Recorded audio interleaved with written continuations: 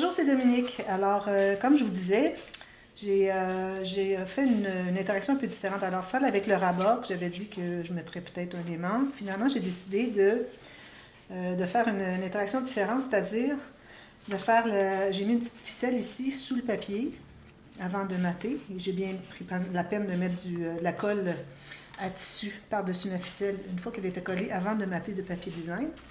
Et puis, j'ai pensé mettre une petite attache, vous savez, la petite attache en bloc qu'on tourne. Alors, j'ai taillé avec ma perforatrice. Alors, quelle que soit la grosseur de perforatrice que vous avez, ça va. Moi, c'est 2,5 cm. Alors, ce que j'ai fait, c'est que j'ai mis 2 épaisseurs de papier cartonné. Alors, vous savez, moi, j'utilise, dans ce cas-ci, je crois, pendant tout l'hiver, je vais être avec du 230 grammes. Un petit peu plus épais que celui que j'ai l'été. Et puis, une épaisseur du papier design que vous choisissez qui contraste un peu. Alors là, vous trouvez le centre. Vous allez poinçonner un trou au centre. Et puis, alors ici, il faut, parce qu'on met, vous savez, à chaque fois qu'on met une petite, que ce soit un onglet rotatif ou une attache comme celle-ci, à cause de la petite attache parisienne, on doit ne pas avoir maté l'arrière. Alors, moi, je m'étais mis une note ne pas mater. J'ai mis ici derrière pour savoir si c'est pas vis-à-vis. C'est une petite pochette que j'ai faite avec une des petites cartes.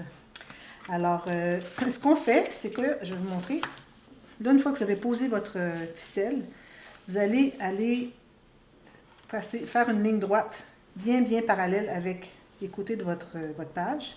Et vous allez décider sur cette ligne à quel endroit vous voulez mettre la petite attache. Alors, moi, je conseille de peut-être pas la mettre ici parce qu'ici, on pourrait faire journaling. J'aimerais peut-être la mettre comme sur le côté ici. Alors, moi, j'ai fait un petit point ici avec mon pic. Alors, une fois que vous avez décidé, faites un petit trou. Et j'ai passé quand même assez loin derrière pour pouvoir voir mon petit trou ici. Alors là, je vais faire le trou plus gros. Je vais juste vous montrer. Et tout ce qu'il nous reste à faire, c'est mettre la tache parisienne. Oups. Et puis, on la pose ici. Voilà. Et là, moi, j'avais déjà taillé mon morceau. Il va me rester tout simplement à coller mon morceau ici. Et puis, ma page est terminée. Alors, c'est important de ne pas couvrir l'arrière pour pouvoir cacher les petites pattes de la tache parisienne avec notre papier design. Alors, voilà. Ici, ben, il me reste à mater ici, j'ai oublié. Mais je ne mate pas l'intérieur parce que ça fait trop d'épaisseur. Parce qu'on est quand même limité, parce que nos boîtes ne sont pas trop épaisses. Alors, tout ce qu'il reste à faire, c'est de faire ceci. Comme ceci. Puis là, ben, on voit que la ficelle n'est pas tout à fait parallèle ici. C'est que c'est le centre ici qui était que j'avais placé. Mais il faut penser que la ficelle va faire le tour de la tache parisienne qui est derrière, finalement. Alors, c'est pas juste le petit point. Alors, si vous voulez vraiment que votre... D'ailleurs, je pourrais même le faire pour vous montrer. Si vous voulez que votre attache soit bien droite, alors vous allez mesurer ici. Alors, il faut penser qu'il y a toute l'épaisseur ici derrière. Tout le tour de ça. Alors, ça paraît rien, mais finalement, ça fait une différence. Alors, si vous faites un peu plus haut, alors vous allez comme ceci, et vous calculez environ 2 mm plus haut que la ligne de votre ficelle. Et là, vous faites un petit trou et vous la posez. On va voir si ça fait mieux. Parce que là, moi, j'avais fait au centre, vraiment vis-à-vis la ficelle. Parce que là, si je l'attache. Là, c'est important de toujours la placer à la base. Alors là, c'est plus droit. Voilà. Ça, c'est un petit peu trop long pour rien. Je mets toujours plus, quitte à couper plus tard. Alors voilà. Alors ça va être terminé. Je vais replacer ça ici pour ne pas le perdre. Parce que je suis très à court de papier. Il ne me reste pas beaucoup de papier. Alors ensuite, j'avais une autre interaction. Alors, je vais vous montrer finalement ce que j'ai fait avec la dernière interaction. J'ai refait une comme ceci. Je crois que c'est celle-là. C'est celle-ci. Alors finalement, j'ai fait encore avec l'angle. Je l'ai mis ici parce que mon dessin faisait que ici c'était un peu moins intéressant, malgré que c'est très joli pour le placer. Et puis, en même temps, ça permet de le placer bien à l'intérieur. Et puis, on libère ici. Alors voilà. Ici, il me reste à mettre la ficelle. Je n'ai pas décidé encore quelle ficelle. Alors Alors là, j'avais dit que je vous montrerais comment faire cette enveloppe. Alors ici, c'est une enveloppe, mais ça peut être ça peut être une carte de journaling, n'importe quoi vous avez, où vous avez une ligne dans votre... je sais pas si j'en ai des petites cartes journaling ici. Pas vraiment. Avoir une carte journaling où est-ce que vous voulez faire des petites fentes. Alors, j'ai pensé que je vous montrerai comment faire. Alors, premièrement, il faut toujours voir là où est-ce qu'on coupe. Alors, si vous avez votre motif, votre ligne ici, et que vous cachez, vous risquez de ne pas bien voir. Alors, moi, je recommande toujours de bien voir la ligne que vous voulez faire. Ici, moi, j'ai une règle qui est quand même une petite épaisseur à cause du liège qu'ils ont mis derrière. Alors, si je veux que ce soit vraiment bien précis, je le mets à l'envers pour que ce soit bien droit. Alors, ce que je veux faire, moi, c'est que je veux partir une fente à partir d'ici. Alors, je peux même me faire un point au crayon. Ici à ici. J'ai déjà ancré tous les côtés. Voilà. Alors, vous utilisez un couteau à précision. Faites une ligne comme ceci. Alors là, ici, parce qu'il y a un petit arrondi que je voudrais vraiment suivre avec mon couteau, alors je vais commencer tout juste sur la ligne du dessin de l'enveloppe. Et je ne vais pas aller tout à fait au coin parce que je voudrais faire un petit arrondi ici. Alors, je fais 3 fois. Et alors, c'est bien important de ne pas bouger votre règle. Ensuite, vous allez faire une autre petite ligne juste en dessous. Moins d'1 millimètre dessous. Maximum 1 millimètre. Encore. Comme ceci. Faites la même chose de l'autre côté. Alors là, encore là, je ne me rendrai pas tout à fait au coin parce que je vais faire un petit arrondi. Je préfère le couper vraiment avec mon ciseau, exactement sur le dessin qu'ils ont fait ici, la pointe de l'enveloppe. Alors, je descends encore, même chose. Lui, je vais le faire jusqu'à la pointe parce que je ne suis plus le dessin, comme ceci. Et puis, là, je vais pouvoir aller, peut-être avec mon ciseau, faire le petit arrondi ici. Comme ça. Il y a une qui veut des caresses. Là, je vais en profiter pour ancrer le côté ici. Alors, si vous utilisez de l'encre tout le tour pour donner un aspect vieillot à tous vos contours de page, il faut le faire ici aussi. Alors ici, vous allez remarquer que vous avez cette petite... Alors, vous voyez qu'on n'a pas fait... Vous voyez ici, je ne sais pas si vous pouvez voir, on a un espace là. On n'a pas fait juste une ligne parce que juste une ligne, ça ne nous mènerait pas à rien de facile pour insérer. Si vous avez juste une fente, c'est pas facile à insérer. Alors, voyez ici, j'ai fait ma petite courbe. Je vais réancrer. Et puis, je vais continuer ici avec mon ciseau jusqu'à là, au point qui est là.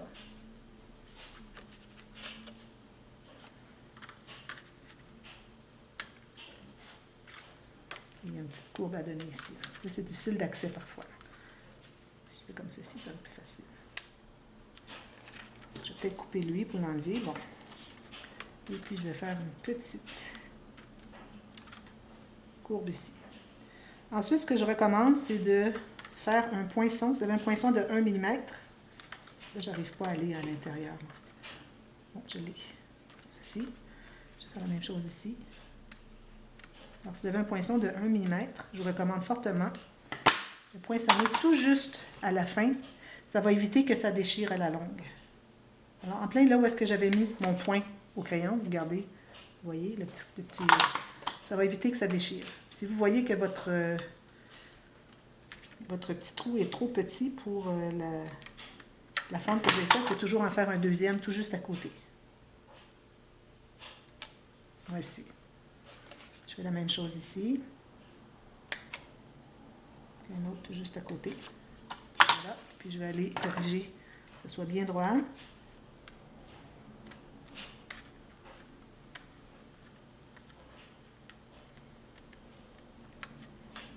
Je vais aller réancrer ici. Alors là, moi, j'ai décidé que je la mettais ici. Je trouvais que ça faisait joli. Ça fait comme une pochette, faire changement de toujours coller des photos. Alors, vu que l'image est dans ce sens-ci, j'ai pensé que je pourrais continuer dans le même sens, vu que mon enveloppe est trop grande pour aller de ce côté-ci. J'en ai des plus petites, mais je pense que même les plus petites... Ah oui, peut-être les plus petites, j'arriverai à mettre... Peut-être j'en mettrai une autre sur les cartes. Alors là, la façon qu'on colle maintenant... Alors, c'est important de laisser ouvert pour pouvoir entrer des choses à l'intérieur, ici, comme ceci. De là jusque là et jusqu'à la base de la carte. Alors, ça veut dire qu'on doit tout laisser non coller toute cette portion ici. Celle-ci, on va la coller pour donner un peu de solidité. Ce n'est pas nécessaire. De toute façon, on n'a pas besoin d'espace pour mettre quoi que ce soit de ce côté-là. Alors là, lui, je vais le coller au complet. Pas nécessaire de mettre trop de colle. Et il ne reste qu'une fine ligne de colle en U tout le tour. Là, quand vous allez la coller, ce n'est pas nécessaire de faire le petit 1 mm de gondolet que je fais toujours parce que on a une ouverture suffisamment de toute façon. Voilà. Alors, je la mets comme ça en biais, je trouve que ça fait plus joli. Et puis, je vais presser. Alors, ici, c'est tout pressé. Et ici, c'est le rond, le U, tout le tour. S'il y a de la colle, je vous conseille de l'enlever. Si vous avez un petit linge humide, ça va enlever toute la colle. Alors, il n'y aura pas de traces. Voilà. Alors, ça sera possible ensuite de mettre des choses à l'intérieur. Vous allez montrer le chemin, puis une fois que ça va être fait, vous allez voir que ça va bien fonctionner. Ici, je m'aperçois que j'ai peut-être pas mis beaucoup d'encre ici. Alors, moi, ce que je fais dans ce temps-là, c'est que je prends une chute de papier et puis je le place comme ceci derrière, puis je vais aller ancrer un peu le côté, là où j'ai manqué. Voilà. Je vais en profiter pour aller vérifier l'autre côté. Ici aussi, je n'ai pas ancré suffisamment. On peut essayer, voir pousser. Peut-être un petit peu. C'est peut-être encore un petit peu plus facile d'entrer des choses. Oui. On pousse un tout petit peu. On fait un petit bombé ici. Je pensais que ça ne fonctionnerait pas du fait qu'on a collé lui, mais je vois que ça fonctionne. C'est plus facile.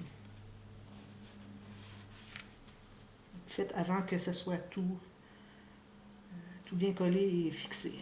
Alors, je le tiens quelques secondes. Alors ça, c'était la technique que je voulais vous montrer. Et je vais en faire une autre sur une autre page. Alors ça ferme comme ceci et ceci. Alors j'ai toutes fait, mes cartes, elles sont toutes terminées. J'ai passé beaucoup de temps là-dessus. Il me reste à poser la ficelle ici, mais j'attends de trouver la ficelle de pâtissier tournée blanche et beige. Parce que j'ai de la bleue, mais le bleu est trop fort. Alors je vais aller chercher de la blanche et beige. Et puis j'ai toutes mes cartes ici. Il me reste les petites cartes ici à mettre à l'intérieur. J'ai encore des petites cartes comme ceci. Et j'ai des tags que je vais utiliser encore avec le bel arrière tout bien fini comme ça. Alors je vais toutes les découper et puis je vais les mettre dans les pochettes. Puis celle-ci, je vais peut-être la mettre, il me reste un petit morceau comme ceci. Ceci. Il me reste vraiment pas beaucoup de papier. Ceci. Tout ce qui me reste. Alors pour ce qui est des boîtes, je vais vous montrer. Alors je vais vous montrer que j'avais plus de papier pour faire les dessus des boîtes.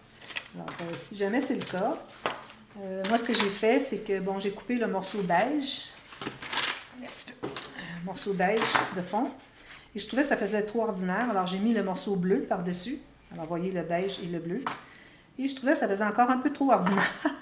Alors j'avais cette dentelle en grande quantité. Alors j'en ai profité. Et puis quand c'était le temps de coller mon papier beige, qui avait déjà le papier bleu dessus, sur la poche, alors j'en ai profité et j'ai collé la dentelle derrière. Ensuite j'ai collé sur les pochettes. Alors j'ai toutes mes pochettes ici. Elles sont toutes terminées. À l'intérieur, j'ai pris une petite bande de papier. Alors j'ai pris le bleu.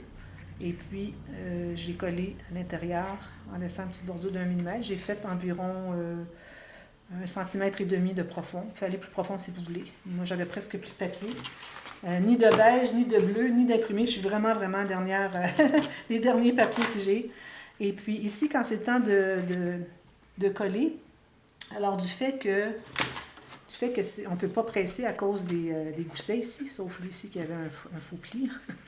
Alors, vu qu'on ne veut pas presser pour ne pas écraser, alors je recommande de presser. Alors, une fois que j'ai placé mon papier bien droit, alors je vais presser au centre ici, tranquillement. Une fois que c'est fixé assez pour que ça ne bouge pas, ensuite je peux aller travailler. Alors, je vais aller comme ceci, presser comme ceci et comme ceci. Alors, en m'appuyant ici et en pressant, là, j'ai toute la solidité possible derrière qui fait que je puisse presser comme ceci. Alors, j'ai fait ça pour les 10 pochettes. Alors là, j'ai mes 10 pochettes. Bon, alors là, on est rendu à faire le système de reliure. Alors, vous vous souvenez quand j'ai fait l'album Super Facile de débutants. J'avais fait le système en U, avec un nombre impair de pages et un gousset d'aisance pour que les pages se couchent bien. Alors, je vous avais parlé du petit schéma, comment ça fonctionne, alors je vais vous l'expliquer. Et aussi, j'avais lancé un concours à savoir comment est-ce qu'on l'appellerait. Et puis, il y avait 3 gagnantes, 3 personnes qui avaient le mot pour contribuer au nom final de mon choix. Alors, on l'a appelé le U, parce que c'est le système en U. Flex, parce que ce que vous voyez, la petite bande ici, tout petit, alors ça va être connecté, là, c'est juste que je voulais qu'on montre qu'il y a quelque chose, qu'il y a un pli qui est ici. Alors, flex, parce que la page va pouvoir bouger ici. Alors ça ici, ça va se plier, comme ceci, pour tourner les pages. Et la page est attachée jusqu'ici, qui fait que la page flex. Et impair, parce que j'ai un nombre impair, alors on l'a appelé impérial. Alors le U, flex, impérial, parce qu'il y a 5 pages. Si vous faites juste le U flex avec un nombre pair, c'est le U flex. Mais si vous faites le U flex avec un nombre impair, c'est le impérial. Alors voilà. Alors là, vous allez prendre votre boîte. Et puis, vous savez que derrière, ici, on a une ouverture qui se trouve à être l'endroit où est-ce qu'on attache, je la colle ici, là où est-ce qu'on va attacher nos pages au système de reliure, comme ceci. Alors, vous allez tailler un morceau qui est juste la bonne grandeur, qui va entrer à l'intérieur, pour faire avoir 1 mm de jeu, pour que ce soit plus facile. Mais si vous arrivez tout juste comme moi, j'ai peut-être 1 mm de jeu, regardez. Alors, c'est correct. Alors, je me suis taillé une grande bande parce qu'on a plusieurs bandes à faire. Alors là, il faut déterminer l'épaisseur de gousset d'aisance dans notre système de reliure pour que les pages se couchent bien. Alors ici, entre deux, on a environ, parce que là, on a toute l'épaisseur de la dentelle. Alors, on a 2 cm, certainement. Exactement 2 cm. Mais je crois que 2 cm entre chaque, ça serait beaucoup. Si j'ai 2 cm entre chaque, ça veut dire que j'ai 10 cm ma reliure. Est-ce que ça fait trop? 10 cm. Je crois que non. Alors, sachant qu'on veut faire 2 cm entre chaque espace, entre chaque page, alors on va pouvoir commencer à mesurer notre système de reliure. Alors, premièrement, pour ce qui est je vais commencer par celui du centre, c'est plus facile. Alors, ici, je vais avoir, si j'ai 2 cm ici, alors je vais avoir 2 cm, un tout petit peu moins 1 mm, ici, ici. Ici, on voudrait avoir peut-être 1 cm, oui. Et puis lui, c'est environ 6 mm. Je vais commencer par calculer le un peu moins que 2 cm au centre. Alors, un peu moins que 2 cm. Je vais aller à 1,8. Ensuite, cette partie ici, on a dit qu'on aurait 1 cm, alors j'ajoute 1 cm. Et puis, on a cette partie ici de 6 mm. Alors, j'ajoute 6 mm. Alors là, on a fait ceci, ceci et ceci. Là, on devra faire la même chose de l'autre côté parce que ça se trouve être plié. Alors, je refais un autre 6 mm, un autre 1 cm, et puis un autre 1,8. Alors, j'ai fait un peu moins que 2 parce que ici, pour que ce petit morceau ici entre bien, alors je l'ai fait un peu plus court, c'est correct. Alors, il faut que je fasse toutes ces lignes de pliure. Alors, j'ai le 1,8, le 1 cm, 6 mm, 6 mm, 1 cm et 1,8. Alors, il faut que je vais commencer par couper cette bande. Puis, je vais enlever des choses. Alors, ça, c'est notre première. La première est plus complexe, les autres sont plus faciles à faire. Je vais faire toutes mes lignes de pliure. Exactement là où est-ce que j'ai fait mes marques. J'ai 1,8. Ici, je vais avoir 1 cm. Ensuite, j'ai 6 mm. 6 mm. 1 cm. Alors, un peu plus que mes 3. 1, 2, 3 ici. Et puis, le 1,8. Alors là, je vais devoir mesurer parce que 1,8 sur ma planche, ça se trouverait à être 3/4 de pouce. Alors, je vais le faire à 3/4 de pouce. Alors, ici, 3/4. Alors, je vais couper là.